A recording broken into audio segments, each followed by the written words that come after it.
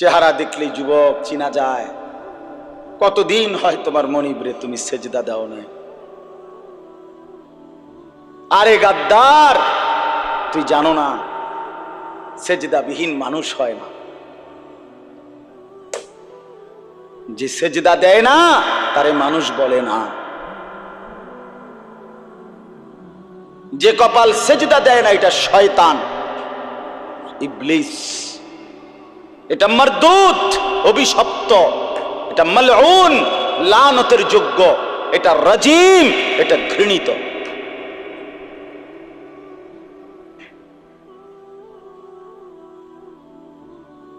এটা মালউন। ইবলিস যেটা, শয়তান যেটা,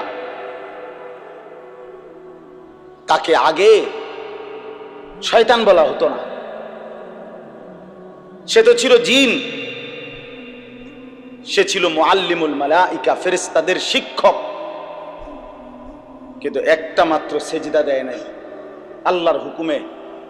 এই একটি সেজদা না দেওয়ার কারণে পরবর্তী মিনিট থেকে তার নাম হয়েছে শয়তান।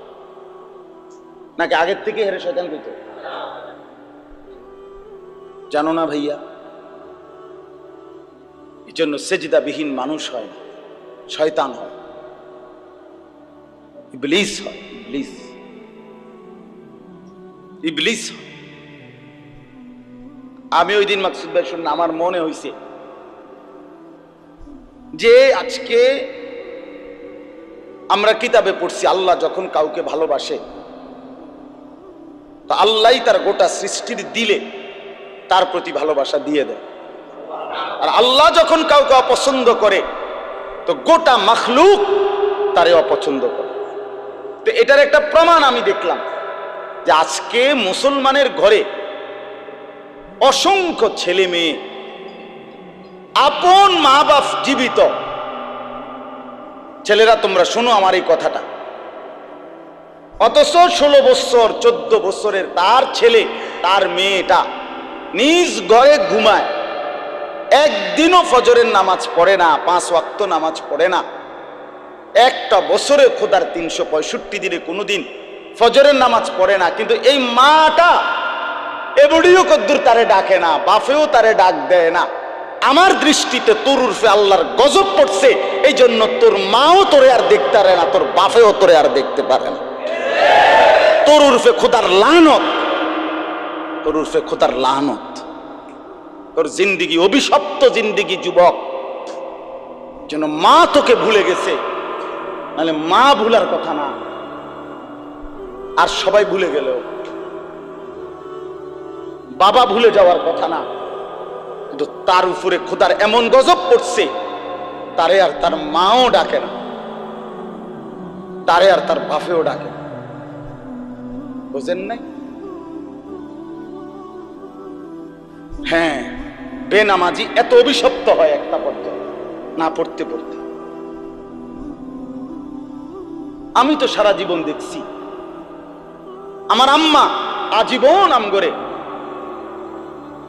স্কুলের ঘন্টা ফিটাইয়া এই বেল পেটেছে, এই বেল বাইরে বাইরে ফজরের ওয়াক্তে আমগরে নামাজের জন্য উঠাইতেন। সারাটা জীবন দেখছি। আমার বাচ্চা 2টা সন্তান হওয়ার পরেও, বিবাহের তারপরেও দেখছি মা আমার রুমের সামনে দাঁড়াইও ঘন্টা ফিরতেন। আজকে সন্তানের বাবা মা এভাবে গাফিল হয়ে গেল যে মাও ছেলেটারে ডাকে না, বাবাও ডাকে। এই জানোয়ার যে ঘুমাইতেছে, ঘুমাইতেই আছে। আয় হায়, আপন মা বাপ যদি দরদি না হয় তো আর হবেটা কি? পরে আর ডাক দিবে বলেন? এজন্য এটা গুরুত্বপূর্ণ বিষয়। তোমরা ছেলেরা একজন হলেও ভাই, তোমার মাথার উপরে কারো ছায়া নাই, এটা কিন্তু জন্তু জানোয়ারের জিন্দেগি। মানে তোমার কোনো অভিভাবক বলতে নাই, তোমারে কেউ কিছু বলে না, তোমার কোনো দিক নির্দেশনা নাই। তুমি কেমনে হাঁটবা, কেমনে চলবা, কেমনে খাইবা, কেমনে ঘুমাইবা, কেউ কিছু বলে না। তুমি তোমার মতোই। এ তো হাইওয়ানের জীবন, চতুষ্প জন্তুর জীবন। এটা অনেক বড় বিপদ, অনেক বড় বিপদ। মাথার উপরে যার ছায়া নাই, অভিভাবকত্ব নাই, কেউ তার প্রতি একটু কেয়ার করে না, অনাদরে, অযত্নে, অবহেলায় ছেলেটা চোখের সামনে নষ্ট হয়ে গেল। কি ফুটফুটে ছেলে, কি ফুটফুটে ছেলে, এই অযত্নে অবহেলায় কেউ তদারকি না করাতে সে এখন সারা রাত উলঙ্গ ছবি দেখে, মদ খায়, জুয়া খেলে, নাচ গান ফুর্তি, জেনা ব্যভিচার, অসৎ কল্পনা, নিজের হাতকে অবৈধভাবে লজ্জাস্থানে নষ্ট করে, নিজের আখলাক শেষ, চরিত্র শেষ। হায় হায়, 16 বছরের ছেলে, কিন্তু আপনার গালের অর্ধেক ভিতরের দিকে গেছে। 18 বছরের ছেলে, কোমরের অর্ধেক নাই। এটা কেন? এমন হইল কেন? এমন হবে কেন?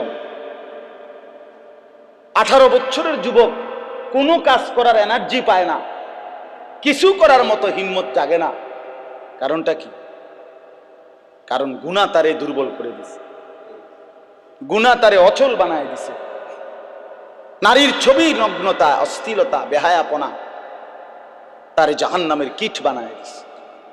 সে শাহওয়াতের হাতে বন্দী হয়ে গেছে, প্রবৃত্তির গোলামিতে বন্দী হয়ে গেছে, তারে শয়তান আটকায় ফেলছে। এই জন্য আরো বেশি ইন্তেজাম হওয়া দরকার।